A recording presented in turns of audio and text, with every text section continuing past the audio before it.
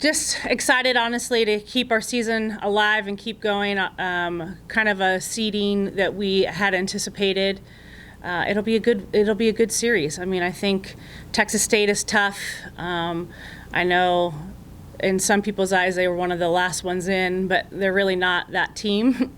And I think they're going to give us a run for our money. And then obviously we're going to play the winner of the Seton Hall Texas game. So I don't think we have to get up for Texas. If we can't get up against Texas, I think we have some issues. So I don't know. I'm just excited. I think we're going to have a great showing of the 12th man.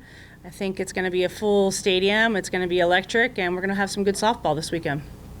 So how do you change? Last time we talked to you, you were talking about, well, we want to play well against South Carolina because we didn't do well against them. Yeah. So this time you're playing somebody that didn't really play well against you, and they're going to use that opposite. So how do you change those roles? Yeah, I think kind of to your first question, I think we did play decent against South Carolina. We pitched well. We played clean. I mean, Donnie was electric, and she went through the whole entire, tournament and got them to the championship series. So I think for me, it's not playing the name game. I don't care who's on the other side of the dugout. For us to come out, we have to play Aggie softball. We have to pitch well. Like, it begins and ends in the circle. And I think that, the great thing is kind of similar to the SEC tournament. You're not playing 3 games against one team.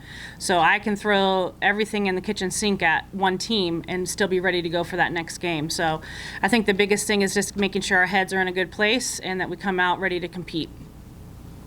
How have they responded from the 1-0 loss, long game, long rain delay, and a big?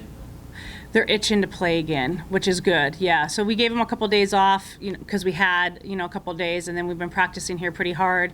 We've had some live situations because I don't like the pitchers to go too long without seeing a live batter in the box. So, but they're ready to go. I think, one thing that it does teach some of our new kids that haven't played in postseason, the SEC tournament, you're one and done. So you're there, you're excited, you go out and play, and then you lose, and you're like, oh gosh.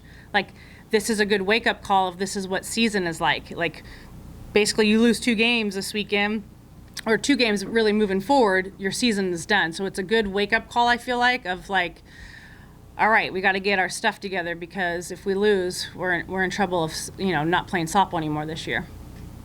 How much does it help your preparation, the fact that you already played Texas State and they're your first-round matchup?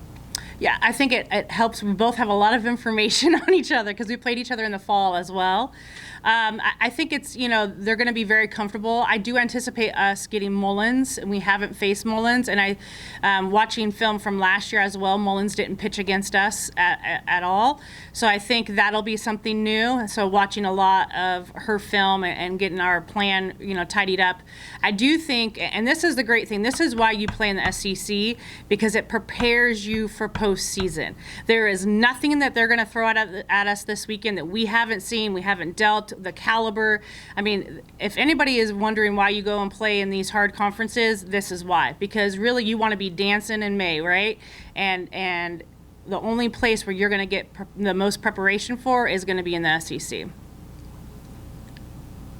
Have you played at Texas before? Yeah, so know about it? Yeah, so we came to a tournament last year at Texas. It was the coldest I've ever, not now, but then it was the coldest I had ever been.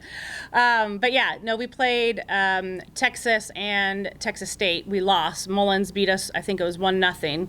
And then we beat Texas. It was a 1-run ball game. So we didn't play very well against Texas State, so then we kind of focused up and played well against Texas. But yes, have played at that stadium. I haven't played at it this time of year. So when we came out, it was during the freeze, that weekend. The ball did not carry at all. So I'm interested to see how it carries now, because the wall is pretty tall. It's a very tall wall. That stadium is kind of built up. They're a little more landlocked. And so it'll be interesting kind of see, what the elements are like this time of year.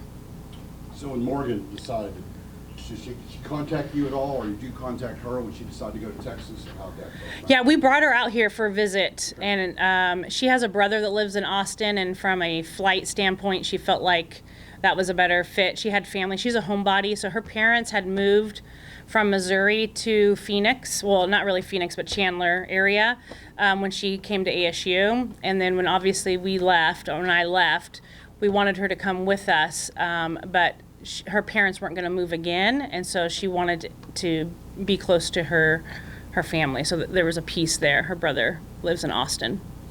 Do you change your pitching philosophy any in the postseason? Because you mentioned a lot of times you'll throw the sink at them. You like to use pitchers they haven't seen. You threw 2 against Texas State. They didn't score anything. But just in the past, do you change at all for postseason, your way of philosophy? I think my hook is quicker, to be honest with you, because when you're playing in a 3-game series, especially early on in the series, you have to, you have to get some innings out of some pitchers that I don't think we will go that kind of direction philosophically when it comes to postseason. So if we get into trouble, we'll make that switch, and we have the ability to make that switch, quicker. You've played both these coaches before you even got to here. Now, you faced White, obviously, in the Pac-12.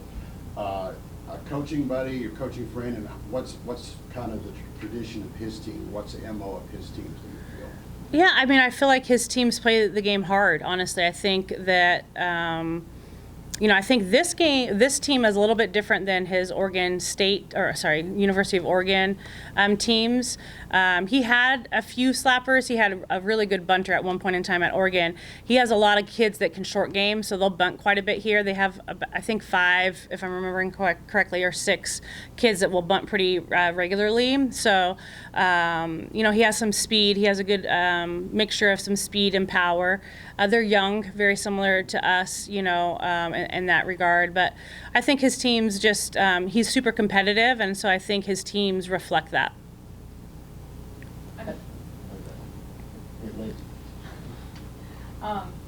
I know it's, it can be a long weekend, it can be a short weekend.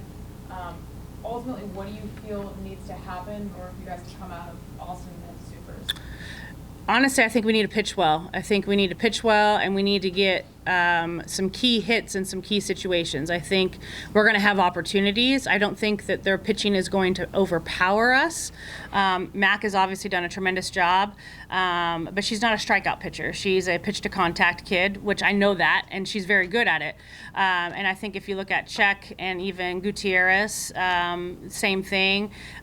Mullins is also having more of that kind of a year as a pitch-to-contact type of year. Obviously, they're going to get their strikeouts, but they're not a high strikeout. They're not a Donnie, and so I think for us, being able to, I don't think we ever struggle getting people on. I feel like we struggle about getting them in, kind of getting that big hit when we need it. So I think it's going to begin and end in the circle, and then I think we need to clutch up in some big situations.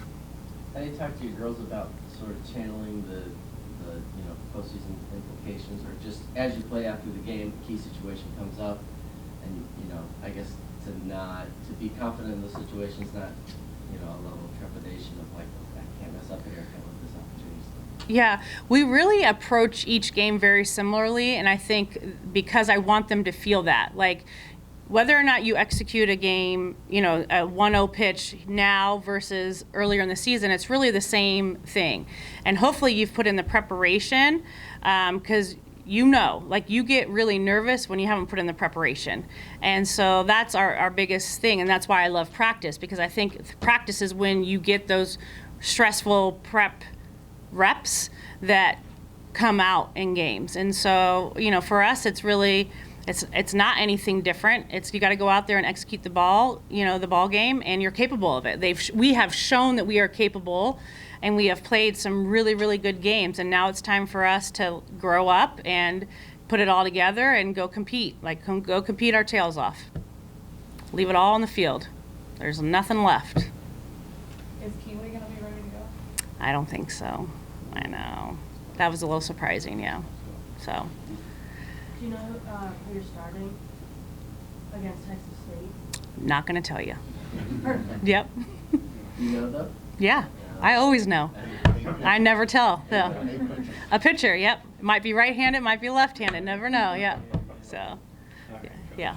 Thanks, you guys.